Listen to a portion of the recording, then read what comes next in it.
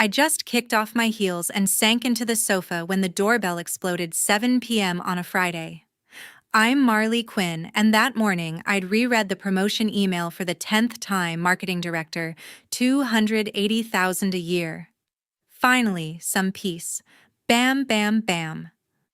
The door shook. Through the peephole, my lazy brother pounding like he owned the place. Mom cooing, "Marley, sweetie, let us in." Dad staring at his shoes.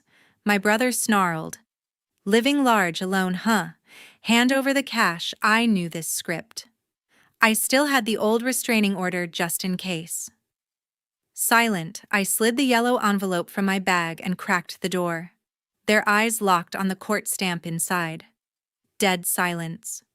If your family ever showed up demanding your paycheck instead of congratulations, smash that like button and subscribe. Part 2 drops tomorrow. They still crowded the wooden hallway, motion light flicking on. Knox shoved forward, first shoulder slamming the frame. 40 grand, Marley. Now. 20 for my online poker debts, those sharks don't wait. The other 20's the down payment on the RV Dad's been eyeing at the dealership off I-84. Dave shuffled behind him, hands jammed in his jeans pockets. "It's our retirement dream," he muttered, eyes fixed on the welcome mat. 30-footer slide-outs, the works. We could finally hit Yellowstone. Ellen squeezed between them, voice syrupy. "After everything we sacrificed, raising you, sleepless nights, dance classes, braces. You owe us this, honey." The words hit like old bruises. 4 years ago, right after college graduation, Knox had pried open the safe in the garage of our old split level in Meridian. $5,000 gone, cash I'd saved from summer internships. Ellen had shrugged it off the next morning. He was just borrowing for gas. Boys will be boys. I didn't answer. My thumb hovered over the phone screen, emergency call, pre-dialed, finger ready. "The old restraining order's still active," I said, voice flat. One more step and I hit send. Knox snorted, breath reeking of cheap energy drink. "Paper doesn't scare me." "You think cops care about family business?"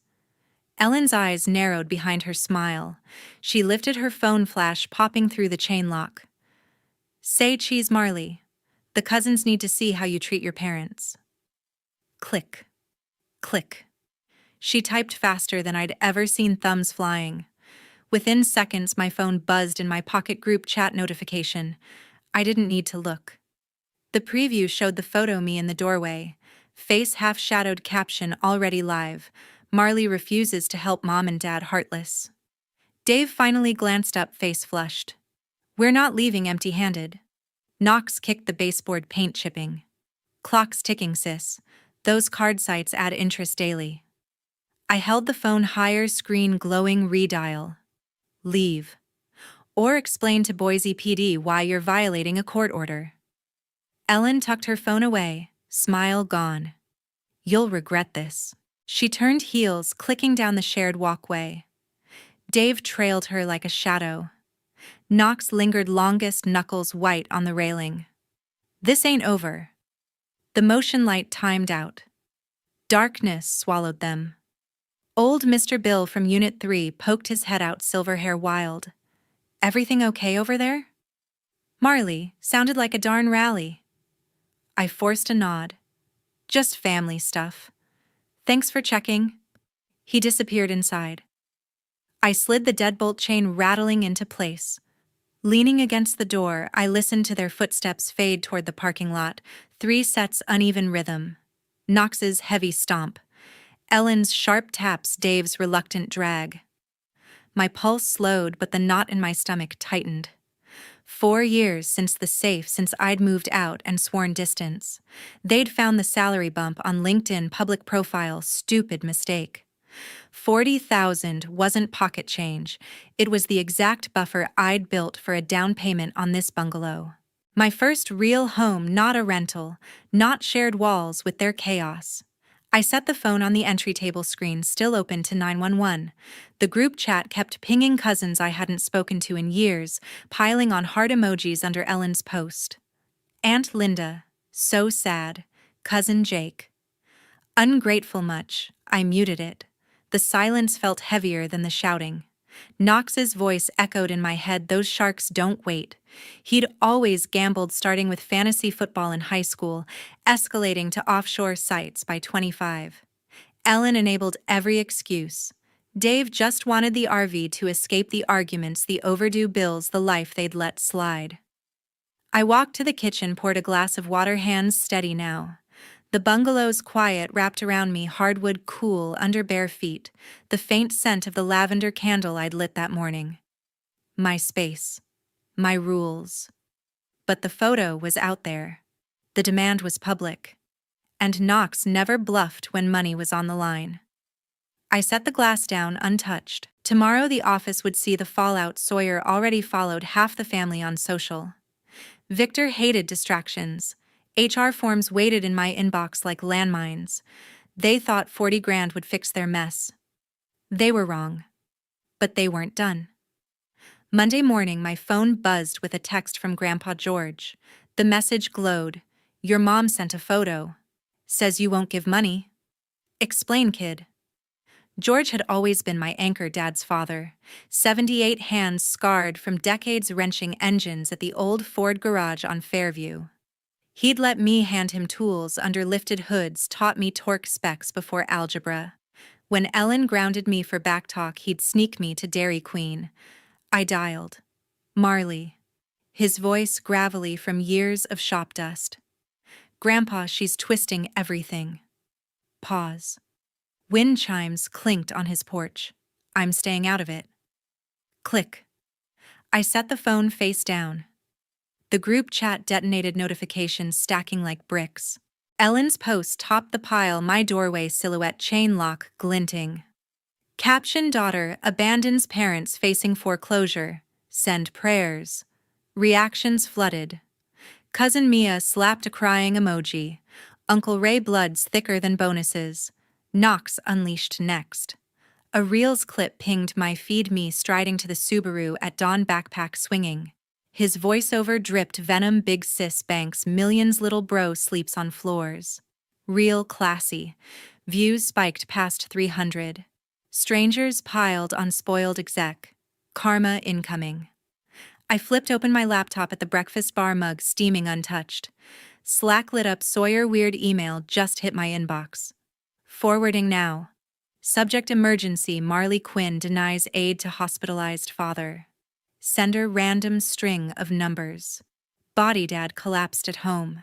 Sister Marley, fancy new director, refuses help. Share far. Attached: grainy wristband photo clearly lifted from a stock image. Sawyer had hit reply all to the marketing list before spotting the fake. I traced the breach. My LinkedIn still public bio bragging the promotion.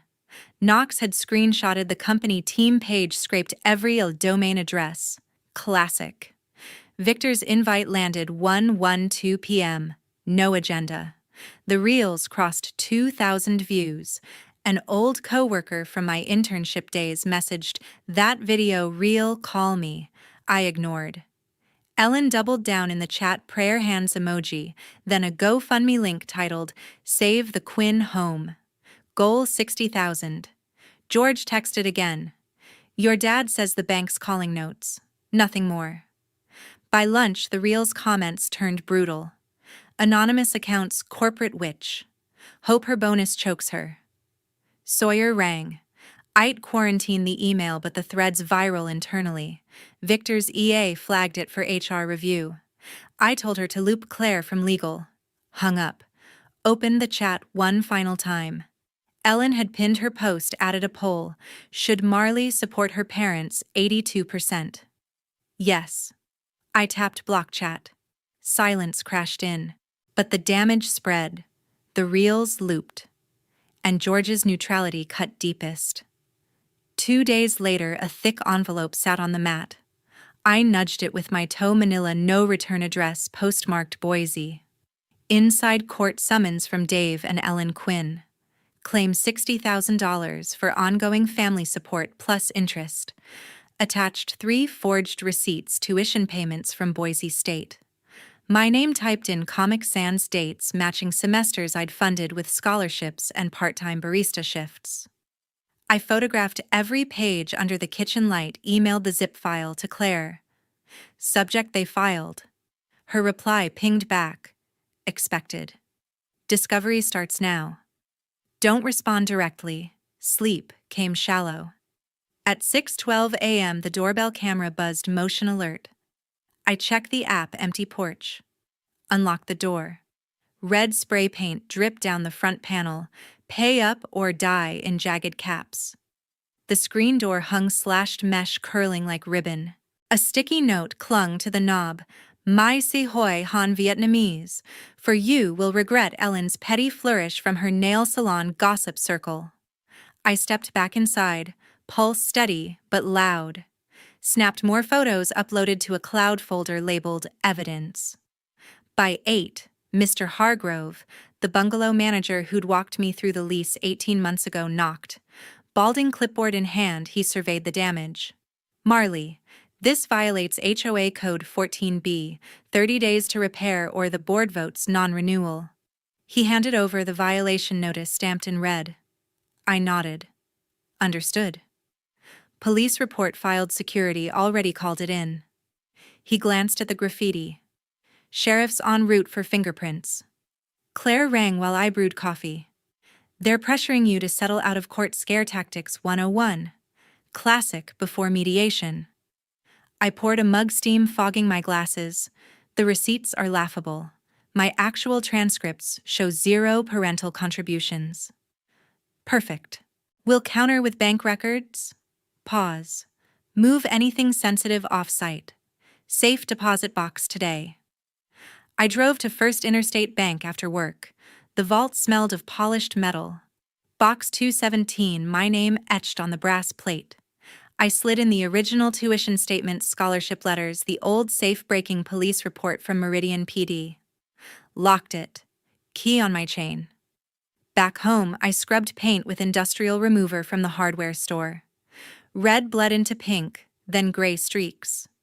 The screen door needed full replacement, ordered online delivery tomorrow. HOA group text buzzed. Vandalism update, cameras caught a hooded figure at 5:47 a.m. No plates. Neighbors offered paint tools, casseroles. I accepted the paint, declined the rest. Claire forwarded the plaintiff's disclosure list, Dave's RV brochure circled in red, Ellen's emotional distress diary entries, Knox listed as witness despite the RO. I printed, highlighted, annotated. The $60,000 matched their GoFundMe goal, coincidence erased. Sheriff's deputy stopped by dusk. Took statements, dusted the sticky note. Print smudged, but we'll run what we can. Night fell. I installed a ring spotlight, motion triggered. Tested it, harsh white beams swept the lawn. Claire's final text, hearing scheduled 3 weeks out. Stay frosty. I locked the new deadbolt chain extra tight. The bungalow smelled of fresh paint and solvent. My space under siege, but still mine. A week later, Claire called during lunch break. Emergency filing, she said, voice clipped over speaker. Ellen petitioned for incapacity determination, claims you're mentally unfit. Demands psych eval. Judge granted ex parte. Tomorrow, 8 a.m. Dr. Lee's office downtown. I pushed salad aside. Grounds affidavit swears lavish spending, isolation, paranoia. Classic control grab. Next morning, I entered the sterile suite, beige walls, abstract prints. Dr.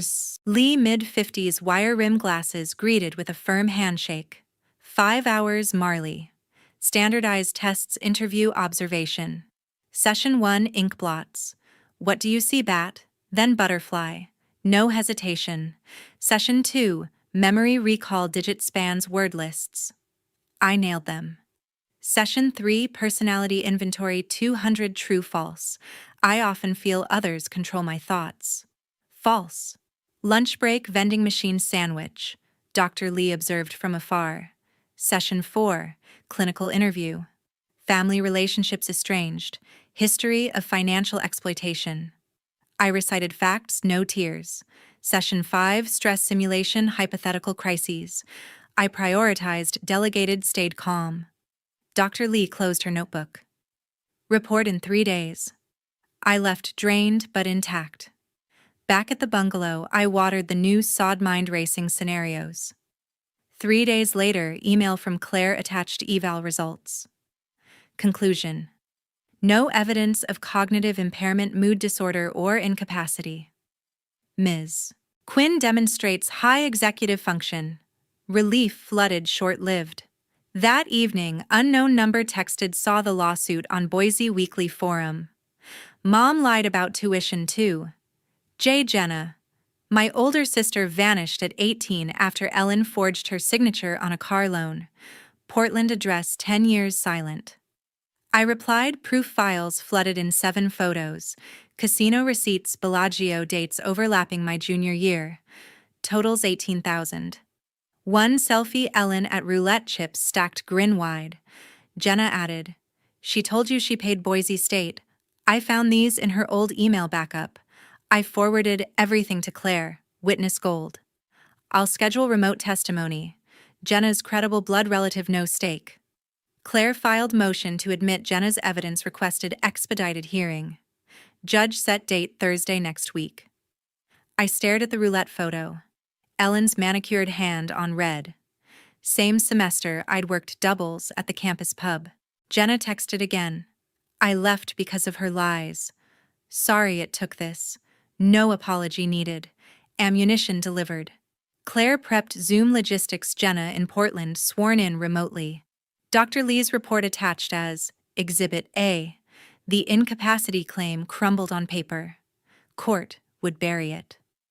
Thursday the following week, small Boise courtroom. The room smelled of lemon polish and old paper. Fluorescent tubes buzzed overhead. 12 spectator seats empty save for Claire and me on the defense bench. Ellen occupied plaintiff table in a slate gray cardigan, pearls tight at her throat. Dave hunched beside her, flannel sleeves, rolled eyes locked on the grain of the wood. Judge Harlan strode in, robe swishing. Mid-60s, salt and pepper beard trimmed sharp. Matter of Quinn incapacity. Remote witness ready, court tech tapped keys. Wall monitor flickered to life. Jenna centered the frame, Portland apartment bookshelves behind her. Jenna Quinn duly sworn. Claire clicked the projector remote. Exhibit A filled the screen. 7 Bellagio receipts, dates bolded. Miss Quinn, walk us through these charges. Jenna's voice steady. Mother told Marley she covered junior year tuition. These totals, 18,000, exactly hit roulette tables the same 2 weeks. Chips, not textbooks. Ellen's fingers twisted the cardigan hem. Dave's shoulders curved inward. Claire advanced slides. My U.S. bank statements, green highlights on every transfer. Defendant self-funded 100% of Boise State costs. 0 parental contributions. Judge Harlan adjusted glasses, pages rustling. Mrs. Quinn, your sworn statement claims direct tuition payments. Explain the discrepancy. Ellen stood, voice cracking. It was intended as a family contribution. Later. Words tangled. Dave nudged her elbow. She batted it away. Claire pressed. Plaintiff submitted 3 forged receipts, Comic Sans font, no official seals. We request dismissal and sanctions for bad faith. Opposing counsel rose, tie crooked. Your Honor, emotional distress. Harlan raised a palm. Distress doesn't fabricate documents. Gavel cracked. Petition denied. He inked the order. Defendant awarded attorney fees, $20,000 payable within 30 days. New no-contact order issued. Dave and Ellen Quinn prohibited within 500 feet of Marley Quinn for 5 years. Sheriff to serve. Ellen's gasp sliced the quiet. Dave's head dropped to his hands. Bailiff intoned, all rise. Claire gathered folders. I clutched the certified copies, ink still wet. In the hallway, Knox loitered by the vending machines, hoodie shadowing his face. 2 deputies intercepted before he reached the door. Restraining order violation, sir. Hands where we can see them. Knox protested, volume climbing. She's my sister. One deputy keyed the radio. The other steered him toward the exit stairwell. His glare burned through the glass panel, then disappeared down the steps. Sunlight hit the courthouse lawn maples, dropping gold leaves in slow spirals. Claire snapped her briefcase shut. You defended yourself in the end. I breathed deep, lungs finally unclenched. Victory stamped, sealed, delivered. 8 months later, I twisted the hose nozzle in the new backyard. Water arced over the apple sapling I'd planted in spring, roots now gripping Idaho soil. The bungalow behind me gleamed fresh paint, no red streaks, no slashed screens. My promotion to VP hit last quarter, 320,000 base, leading the Digital Innovation Committee. Boardroom views replaced pantry whispers. Knox vanished from Boise entirely. Last sighting, a cousin's Facebook post tagging him in Reno couch surfing with poker buddies. No forwarding address, no calls. Dave and Ellen liquidated the RV at a Nampa lot, 30-footer, gone for half Blue Book to cover the 20 grand sanction. They checked into the Starlight Motel off Chinden, weekly rates, neon vacancy sign flickering permanent.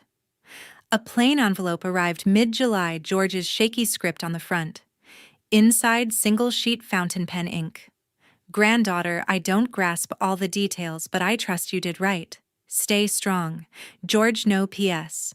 No return needed. Radio silent since. Jenna mails a Christmas card every December. Portland postmark, simple Hallmark verse, her signature only. No phone number, no updates. I tape it to the fridge beside committee agendas.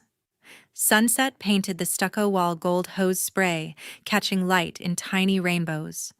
I coiled the green line hands, dirt-streaked, satisfied. The committee launched our first app last month, million downloads, stock bump. Victor toasted at the offsite Marley's vision. No family group chats, no surprise knocks, no demands. I control the narrative, now chosen routes, deliberate growth. The apple tree will bear fruit in seasons I decide. Zero contact, zero reconciliation.